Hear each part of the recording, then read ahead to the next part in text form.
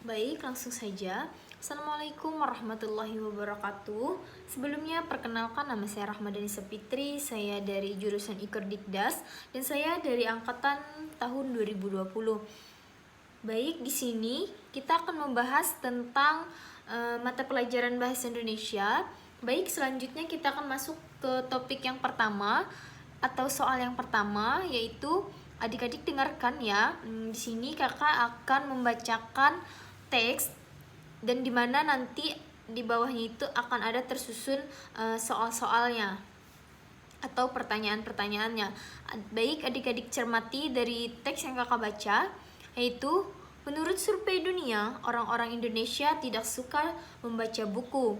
Minat baca anak-anak bangsa ini terpuruk di level bawah.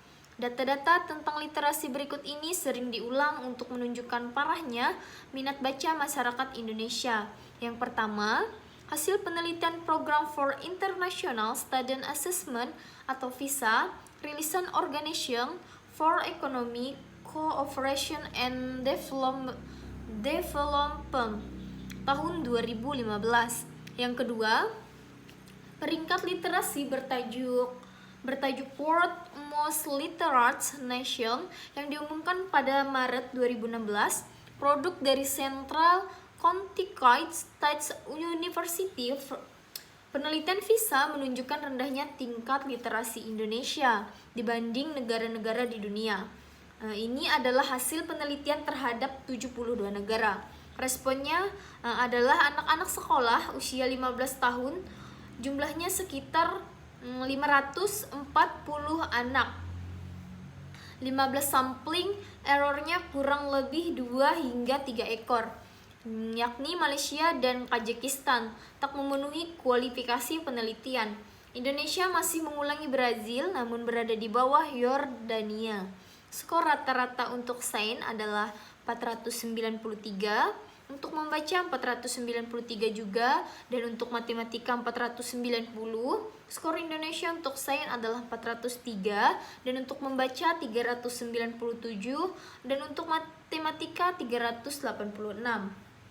Jadi, selanjutnya kita akan masuk pada soal atau pertanyaan, yaitu sinonim kata minat pada paragraf pertama. Nah, jadi adik-adik harus fokus ke paragraf pertama saja.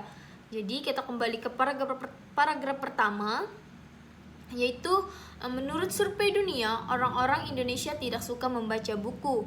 Minat baca anak-anak bangsa ini terpuruk di level bawah. Nah, jadi soalnya tadi kan tentang sinonim kata minat pada paragraf pertama. Jadi kita fokusnya ke paragraf pertama saja ya adik-adik. Sebelumnya adik-adik sudah pernah belajar tentang kata sinonim kan? Apakah ada yang tahu tentang kata sinonim? Oh ya, jika belum, di sini Ibu akan mengulang kembali apa itu sinonim. Nah, sinonim adalah suatu kata yang memiliki bentuk yang berbeda tetapi memiliki arti yang sama atau mirip. Misal contohnya adalah berdusta. Nah, jadi kata sinonimnya itu adalah berbohong. Jadi kita masuk pada soal atau pertanyaan, yaitu sinonim kata minat gitu pada paragraf pertama. Jadi tadi kan sudah dijelaskan, sinonim itu adalah sebuah kata yang memiliki bentuk yang berbeda namun memiliki arti yang sama. Di sini tadi kan kata minat gitu ya. Jadi sinonimnya itu yang pertama itu ada bagiannya, yang pertama ada kecanduan, lalu yang kedua ada keinginan, dan yang ketiga ada semangat, yang keempat kemampuan, dan yang kelima itu hobi.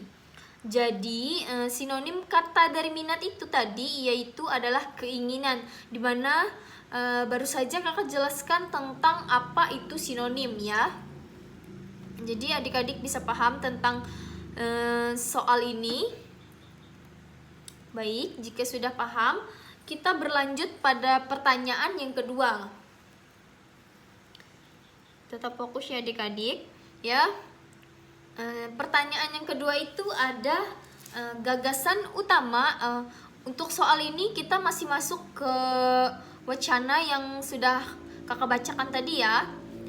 Di sini ada pertanyaannya, yaitu gagasan utama paragraf kedua adalah, jadi kita fokusnya hanya ke paragraf kedua saja karena dia mintanya hanya gagasan utama dari paragraf kedua saja ya.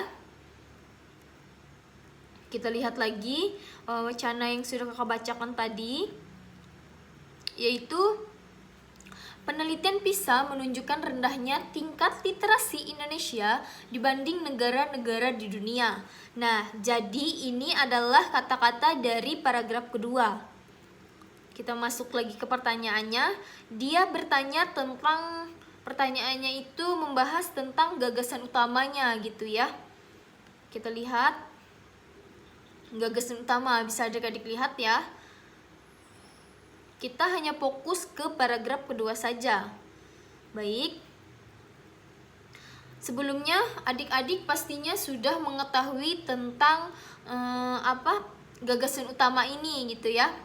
Jika ada yang belum paham, kakak coba jelaskan sedikit lagi biar bisa adik-adik ingat sedikit tentang materi ini gitu ya. Gagasan utama adalah kalimat yang menjadi dasar dari sebuah penjelas atau pengembang dalam sebuah paragraf. Gagasan utama dalam suatu paragraf mengandung informasi apa yang diinginkan penulis terhadap topik yang sudah ada. Sebab topik tersebut adalah inti pembahasan.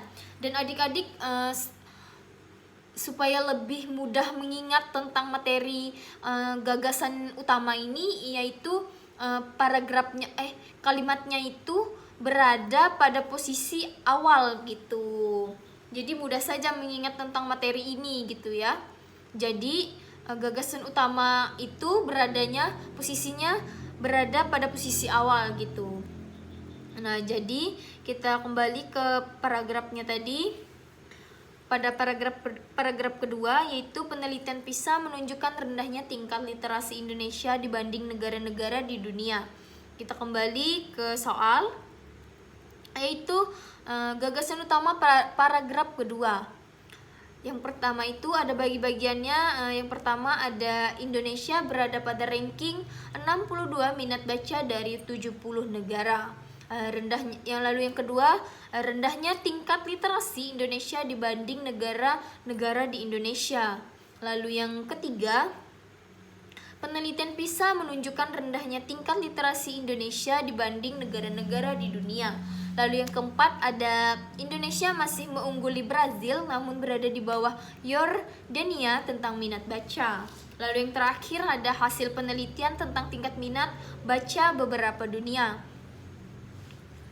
Tadi kan sudah kakak jelaskan tentang sedikit kakak jelaskan tentang gagasan utama itu ya.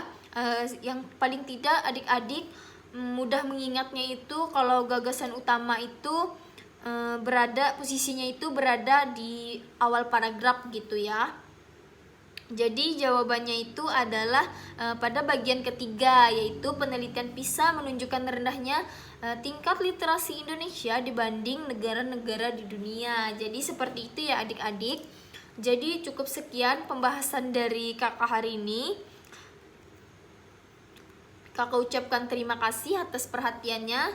Wassalamualaikum warahmatullahi wabarakatuh.